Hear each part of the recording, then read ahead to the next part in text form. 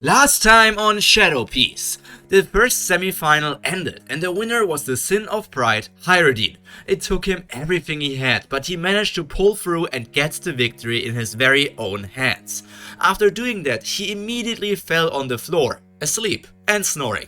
His crew members were responsible for carrying him away and caring for his wounds because tomorrow he will have to face whoever wins this upcoming battle between the visiting giant Magnus and the sweet cook Charlotte Sanji. The Dark Messiah and his student thought about all possibilities, but even after all that thinking, they are still unsure of what might happen in their battle. While these two blondes were having anxiety attacks, the Shadow Emperor himself was enjoying life to the fullest degree. A small giant cuddled up to him, the same young girl that despised him not that long ago. It really can make hearts melt. Perona especially enjoyed seeing her father that happy, and was genuine happiness, genuine joy, not some fake mask he put on to be brave for like in the past. If that girl could mark Maria's new start into a world now that he defeated his longtime nightmare Kaido, she is all for it. She also thinks that Liv is quite adorable, though a bit rambunctious as well, but aren't most children a bit like that? Enough talk about kids. The Einherjar have now finished repairing the arena of the Winter Solstice Festival tournament. They know that their powers are necessary for the tournament to work properly, but as members of the strongest fighting force of Elbaf, they do feel a bit weird to do such menial work. As most people would expect of warriors that made it all the way to the semi-final of such a tournament, the control check proves both of them clean and ready to fight.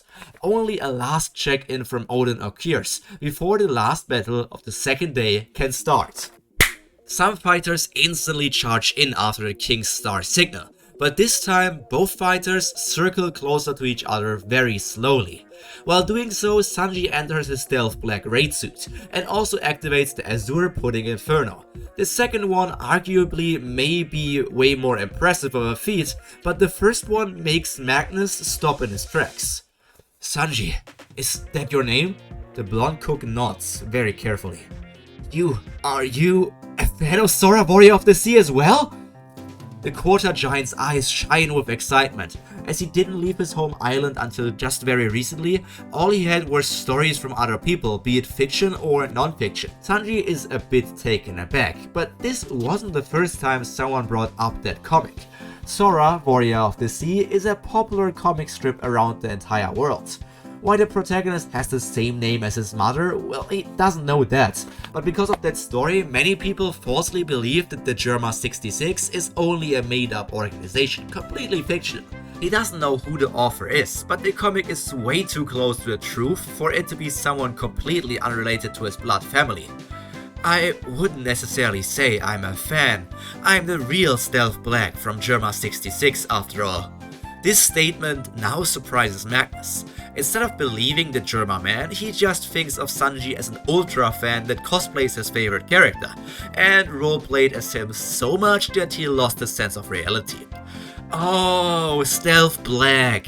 He performs air quotations. Let us start this battle, but make sure to stay in character. We don't want to make this story inconsistent. Cha ha ha ha. He lets out a weird laugh before starting his first attack. The super weighted axe gets swung just like it's a normal weapon. Sigurd, who sits in the audience now, instantly gets goosebumps, remembering how that monstrous weapon felt on his body when he got hit. The ground gets split by Magnus, but he didn't hit his opponent. In fact, Sanji disappeared completely from the battlefield.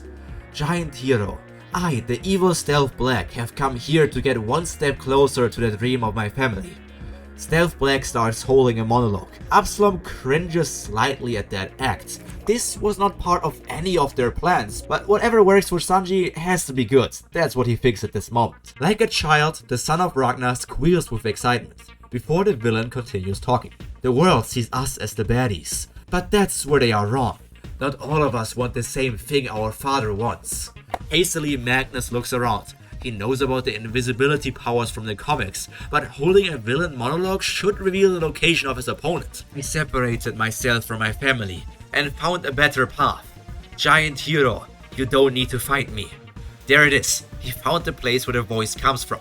Not wasting any seconds, he brings down his axe of justice, but what he hits didn't feel like a human. Pero. The thing he hit was in fact a Dendenmushi, set up by Sanji to play his voice. "You seem to have found one of my minions." This time the cook's voice comes from all over the battlefield. The invisible Sanji sneakily placed the snails all across the arena to confuse his opponents. Obviously, Observation Haki could deny this trick instantly, but Sora, the warrior of the sea, never used Observation Haki, so he gambled on Magnus doing the same thing, and it worked out. To be precise, it worked out a bit too well. Oh my god, this is just like the battle between Stealth Black and Sora in Volume 46, Chapter 444. Well, the story you made up seems to be a bit original, but I can work with that. The quarter giant moves his left hand from the top of his face over his eyes, and his gaze changes completely. "Stealth Black, your lies won't work on me. I, the hero of the earth, Terra, will stop your evil deeds and bring justice back to this once peaceful village." The audience has no idea what's going on. This battle turned into a full theatrical performance, but some of them seem to enjoy it. It's still a great battle after all. Carefully, the giant hero assesses the situation. The voice of the villain continues to come from every direction. This turned out to be a lot more fun than he expected at first. So when he feels Sanji's attack on his back, he gets even more excited. "I might not be able to see you, but you won't be able to approach me if I do this." Terra starts spinning around, with his axe basically turning into a tornado of doom. He is denying his opponent access from every direction. Well, that is if you only think on a two-dimensional scale. Sanji is smart enough to see that open space, and kicks straight down from the air after a jump, and drills into Magnus's head. The angle of the spinning giant shifts a bit after the hits. The ground gets cut up with every rotation until the superhero stops himself. "You are an impressive villain. I dare say, a super villain. To even hurt me, the hero of the greatest defense." The roleplay session continues. With his invisibility, Sanji is trying to chip away at his enemy's health, but each time he landed a kick, it felt like fighting against a battleship. Only because Magnus is such a geek can Sanji do this sort of act. Seeds of doubt in his mind are even saying if this was a normal battle, he would have already lost. However, negative thoughts lead to nothing. The amount of spread out Dendenmushis keep on increasing. Stealth Black has to do something before his position gets found out. The audience is confused, and the few humans present can't be bothered to explain the lore of a world government propaganda comic strip. Kick after kick lands until Magnus destroyed every piece of Sanji's distraction plan. Now their conversation stops. Things are about to enter a completely new level of seriousness and danger. The hero of the earth checks the battlefield before exclaiming, "Don't hide yourself, evildoer! The darkness of your sins will get cleared away by my light."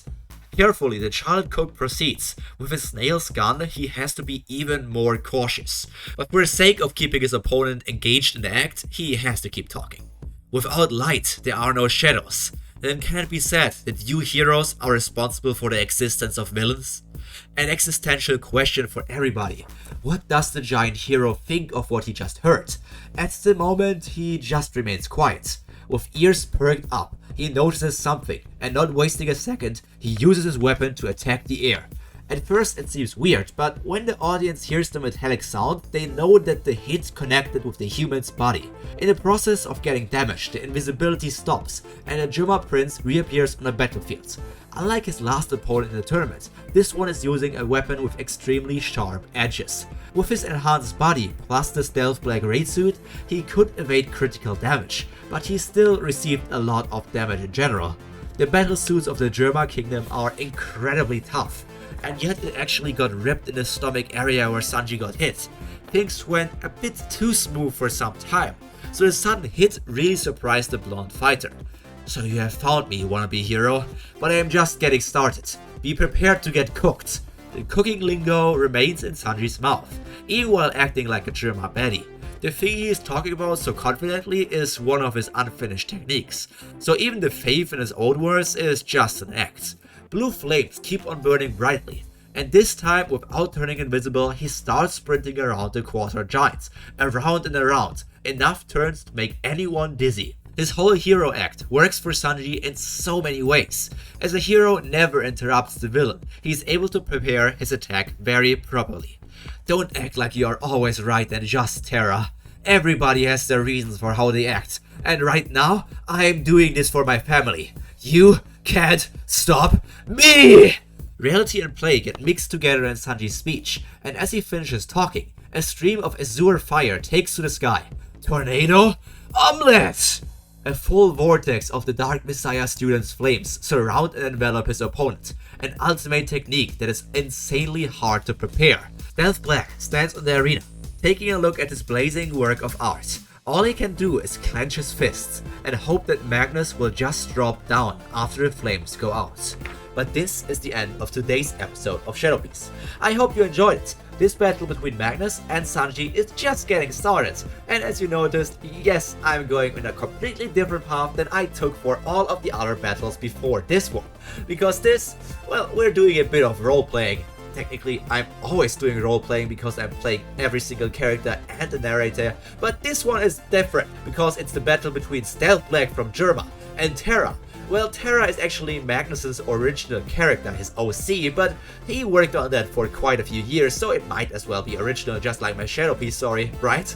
So, but that's all from me for today. I apologize for my stuffed nose. I am currently a bit sick, but we can continue with great videos even with a stuffy nose. That's all from me for today. All that's left to be said is stay happy, stay healthy, and most importantly, stay cultured. Pyro out. Bye!